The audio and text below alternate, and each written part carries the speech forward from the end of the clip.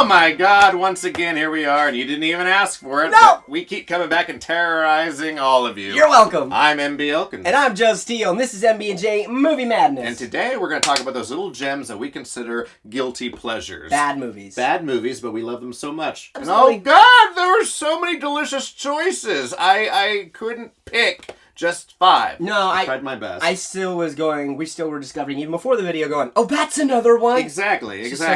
So we're going to start off, and both of our first ones just happen to be pirate movies, aren't they? Really terrible pirate. Don't never do that again. My first one, ignore him, 1980. There is a movie starring Michael Caine. The Michael Caine did a terrible little film called The Island. Don't get this confused with Michael Bay's The Island about clones. This is literally a pirate movie. Michael Caine and his son get abducted by modern-day buccaneers and are stranded and terrorized on an island. It's bad. Yeah. But amazing bad. And it's violent and gory. Don't show your children this pirate movie. It's rated R for a reason. And the pirates are really rapey. Huh? Very rapey. Accurate to a He's fault. abducted by this lady pirate who's trying to steal his seed, and she's like, "You're gonna make a good Fifi." I'm like, "What the hell's a Fifi?" I don't know what it means. David Warner, we all know him from the Star Trek movies. He plays the head of the pirates, and he's absolutely embarrassed of this film. I've seen an interview with him. He's like, "Oh, bloody hell, don't talk about that again." All right. Your pirate movie? I'm going to go, let's go Gina Davis, 1995. Cutthroat Island, man. Matthew Modine. Oh, it's so bad. Frank Langella's the bad guy. There's nothing in the... Okay, so they find a treasure map that's been tatted on a man's skull. So the movie starts, they have to skin his scalp, take this map, and find the other 3 pieces of the map that are on different types of wood and stone and put it together to find this treasure while being hunted by this evil pirate, not Barbossa. Frank Langella.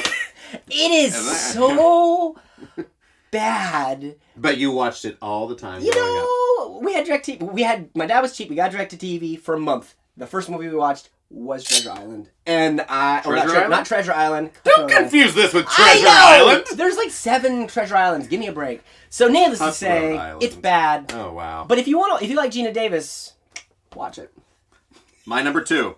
The rest of these for me are, of course, going to be horror films, monster movies. This is what I grew up on. In 1972, there's a little gem called The Horror Express. Not many people have heard of it, but it stars Christopher Lee and Peter Cushing and Telly Savalas, and it's all these big 60s, 70s actors put on a train and being terrorized other than the missing link, a frozen ape man. Not Brendan Fraser. No, not Encino Man or whatever that thing was called. No, really, they find this ape creature and bring him onto the train. He thaws out. He walks around killing some of the passengers, but the rest of them, his eyes start glowing and it turns you into a zombie. And by the end of the picture, Christopher Lee and Peter Cushing are being chased by a whole train full of zombies. Huh. Yes. Huh. I'm going to show it to you. Zombies on a train. Zombies on a Train. I like it. 1972. Horror Express. Watch it. All right, next one for me is in 2002, The Time Machine. Guy Ritchie, man, not to be confused with the 1960s. Guy Ritchie did Time Machine? Not Guy Ritchie. Guy Pearce. Oh, okay. Guy Pearce. Guy Ritchie didn't direct. No, Guy Pearce, who's been in Guy Ritchie's going to be like, what the hell? Don't you connect me to this? Hey, Guy Ritchie, if you're watching this, I love you. Yeah. All right. Guy Pearce starred in the... Yes, it is. So it's the story I read. Okay, did a book report on it in high school and went, oh, dude, the new movie's coming out. I gotta watch it. And I watched it and went, wow. And I was such on a high. Yes. The original of Rod Taylor is a classic. It's very much a classic. This one is not. It's not. No. And it's really weird. There's no other way to put it. The graphics of him going through time's cool and how they did all that. The Morlocks were fun and kind of creepy, but other than that, it was forgettable. It was very forgettable. Yeah, but you enjoy it. And I still enjoy it. You're welcome. My number 3, another monster movie. We're going back to 1979, and I discussed this movie once before. If you watched our favorite scores, music that's better than the movies themselves, correct. And this is that movie. Once again, I'm going to talk about the monster movie Prophecy from 1979. It takes place in Maine, and if you ever want to see a inside-out, caramel-covered looking grizzly bear chase a bunch of people and a bunch of Indians around, this is the movie for you. This has that infamous little scene where there's a family camping late one night, and the little boy hears something, and he's wrapped up in his sleeping bag, and he jumps up because he's the bear, like attacking his dad, and the bear takes it and swipes, and the kid hits this giant boulder and literally just bursts into a bunch of feathers. It's amazing. I mean, it's PG, so they couldn't have like blood everywhere, but they're like, well, he's in a sleeping bag, so let's have feathers go everywhere. Back when sleeping bags were made with feathers. Exactly. I love that movie. It's a chase movie. This big old stupid bear terrorizes. Hey, so this isn't everybody. a chase movie. This is a running movie. 1987. Oh! The Running Man. Yeah! With Arnold Schwarzenegger. It is a quintessential Arnold Schwarzenegger one-liner movie. If you have never seen, if you want to watch a bad 80s movie. Yes. Running Man. Running Man's amazing. And I love his name. I forget his name, but the guy who was the original host of Family Feud was the bad guy in this. He's so good. They said, hey, just come play yourself, an evil version of yourself, because he plays the head of the Running Man of this evil TV show. So, the basis of it is if you're a criminal, you get put on a show called The Running Man, and the show host, you get to go into this arena underground and fight these gladiators. They're trying to kill you They're off trying in to kill you. sessions. Crazy. There's 5 of them, I think, and you're trying to survive. I forget. And if you kill them all, you get your freedom. Mm-hmm. Most people die by the first guy. And it's all telecast, live TV, so everyone's watching this. Absolutely. Kind of like how Hunger Games was essentially kind of the same concept. If Hunger Games could have gotten the one-liners from this, I probably would have hated to love it more. Mm-hmm. My number 4 is now back in the 70s and 80s. Everyone was trying to rip off this amazing little movie here. Now, even Australians tried to do that. And the big movie that they did, 1983, was basically Jaws in the Outback. It's actually one of the taglines. It's called Razorback. Huh. So, instead of the sharks over there, they just have these giant evil pigs. Boorish fun. A lot of evil bacon running around eating everybody. A lot of backwoodsy, creepy, outback characters in this movie. It follows an American guy who's looking for his wife who went there like a month prior, went missing. Of course, she got gobbled up. And it's him trying to hunt down this evil piggy to get revenge. And it's a lot of fun. It's a really fast-paced movie. It's by the director who did some of the Highlanders. Okay. The editor who did the old Mad Maxes. So it has a very landscapey Mad Max feel, but with a giant pig. I like it. Bacon. As do I. Mad Bacon. Yeah. Number 4 for me, 2011, a movie came out, the sequel of an original terrible movie, Ghost Rider, The Spirit of Vengeance. Now, I'm not talking about the first one, but Nicolas Cage. I never saw the second one. Second one is good. First one is... It's bad. No, it's not even... I own the second one. I don't own the first one. I never saw it. Okay, so... But yeah, I know you said Idris Elba. Idris Elba is. He's amazing. It was one of the first times I saw him in something that was... Like, it's the first time I saw him in a movie. Okay. And I was like, oh, wow. So the story is, Nicolas Cage's Ghost Rider, he's pretty much this guy possessed by a demon. And they show it that way. So, like, when he's talking to people, he starts twitching and freaking out, and you start seeing the thing jumping out of his face, and it's, like, creepy. I can just imagine Nicolas Cage doing that. Nicolas Cage already has this, like... You've seen the memes of his, like... creepy face thing that he does. But anyways, he's trying to stop the second coming of the Antichrist or something like that. Of course he is. It's something crazy. Only Nicolas Cage can do that. But the way they do it is actually very unsettling. The style and vibe of it is very creepy. Alright. And Idris Elba is trying to help him purify himself. You're probably going to make me watch it. You're going to like it. You're going to like it. My number 5 goes all the way back to 1986. It's an amazing, campy, comedy horror film called Night of the Creeps. If you've never seen Night of the Creeps, you need to go do yourself a favor and check it out. Because it starts in the 60s, like in the Lover's Lane. It even starts black and white, where this meteorite crashes and all these little evil alien slugs come out. They get inside your mouth, they incubate your brain, and they turn you into a zombie. Slither.